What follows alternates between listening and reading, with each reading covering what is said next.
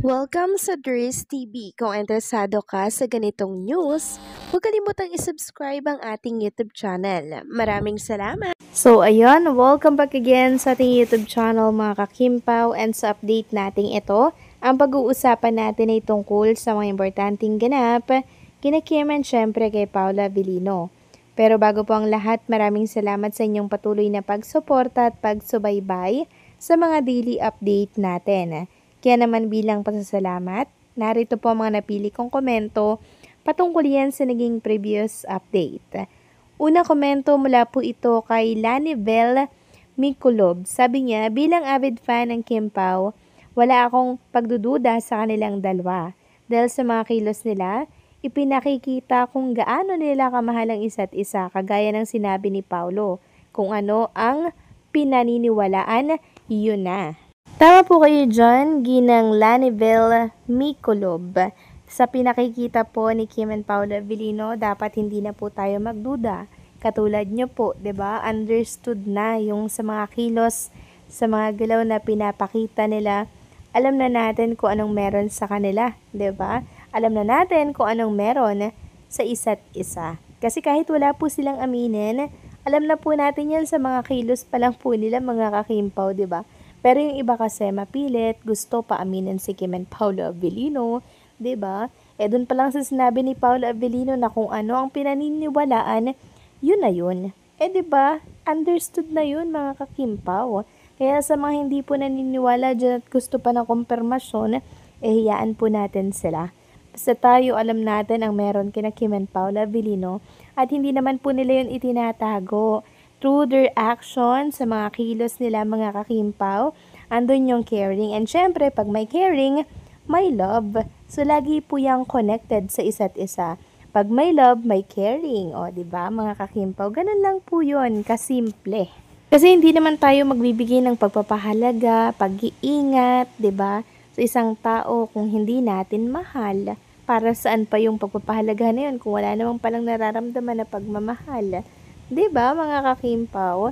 Kaya nakikita natin kay Kim and Paula Avellino naggalawang mag-asawa, understood na po kung anong meron sa kanilang dalawa. 'Di ba? So maraming salamat po sa komento, Ginang Lanivel Mikulov. God bless po sa inyo and mag-iingat kayo palagi. At ang pangalawang komento naman mula po kay Ginang Norma Cole. Sabi niya, good afternoon sa'yo. Believe talaga ako sa ating Kim Pao. Grabe.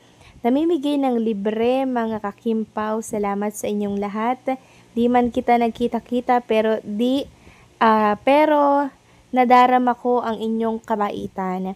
Tama naman si Paulo ay parte ng Chu family dahil pinaubaya na ni Mr. Chu si Kimi kay Paulo. Malaking tiwala niya kay Paulo dahil sa kabaitan at respeto. Waiting lang tayo kung ano ang endgame ng dalawa. Salamat, focus lang tayo sa ating mga idol. God bless us always. So maraming salamat din po sa komento, Ginang Norma Cole. Tama po kayo dyan, napaka-generous din ng Kim Pao Nation. Katulad syempre ng iniidolo po natin na si Kim and Paula Avellino. Napakabubuti po ng kanilang puso. Biruin nyo yun, 250 ang mabibiyayaan po ng libreng subscription. Kaya sa mga nakakinig po ng update natin kanina at gusto po ng free subscription ng 2 months, balikan nyo po yung update natin at ipollow nyo po yung mga dapat gawin para po kayo makapag-fill up sa isang form. Kasi bobolahin pa yan, magbubunutan pa yan, mga kakimpaw. Kaya make sure na napanood nyo po yung second update natin kaninang umaga. At tama po kayo dyan, pinaubayan na po ni Mr. Chu si Chinita kay Paula Avellino kasi alam naman po ni Mr. Chu kung gaano ka-caring at kabait si Paulo sa kanyang anak. 'Di ba? So maraming salamat po sa komento. Ginang Norma Cole, God bless po at mabuhay kayo. So eto na nga, pag-usapan na natin mga kakimpaw ang mga topic po na nakalap natin sa hapong ito or sa gabing ito ng Lunes. At unahin na nga natin pag-usapan ang tungkol dito sa 240 countries, territories worldwide na pwedeng mapanood po etong The Alibay by November 7, 2025. Sabi nga dito, Yung mga nasa ibang bansa na KP fan, you can watch the Alibay in 240 countries and territories worldwide, such as the following. Hindi daw po ito kompleto yung list na to. So, andyan ang United States, Canada, United Kingdom, Australia, India, Japan, Brazil, Mexico, Germany, France, Spain, Italy, and Netherlands. Portugal, Pilipinas, syempre, Malaysia, Thailand, Turkey, Saudi Arabia, United Arab Emirates, Sweden, Belgium, Poland, Singapore, and South Korea. So take note, hindi pa po ito kompleto mga kakimpaw. Samantalang next topic naman tayo, pag-usapan natin itong inilabas po na picture ni Chinita Princess kanina sa kanyang Instagram account. Nakita nga natin doon yung mga picture nila together ng kanyang brother na si JP. Sobrang sarap po nilang pagmasdan mga kakimpaw. Halata po kay Chinita Princess na talagang miss na miss niya din po talaga itong si JP. And yung picture na pinakita ko sa inyo kanina, nakasama si Paula Avellino nila JP and nitong si Gil Rose. Kay Kim Chiu po pala galing talaga yung mga kakimpaw at hindi po yun edited. Meaning, parte na talaga si Paula Avellino ng pamilya Chiu. And eto nga po mga kakimpaw, merong mga nagtatanong kung sino daw po yung mga nagpicture ng picture po ni Kim and nitong si JP. Alam na natin yan mga kakimpaw, di ba? Ang photographer na poging-pogi. Alam naman natin na siya lagi ang kumukuha niyan, di ba? Mga angguluhan po ni Paula Avellino yan.